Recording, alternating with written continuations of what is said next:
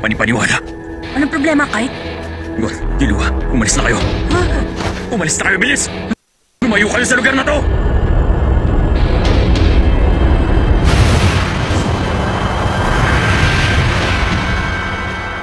Halika.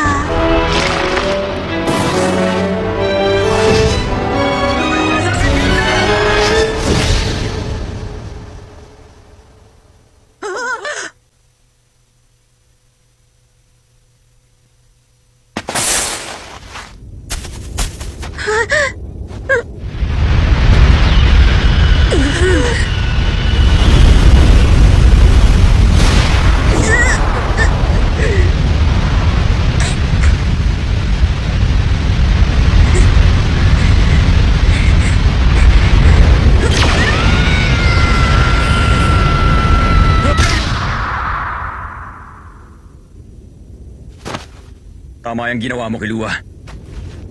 Ikaw nang bahala kay Gon. Umalis ka na rito.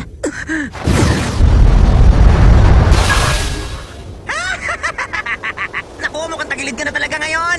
Tingnan natin kung saswertehin ka. Number 3!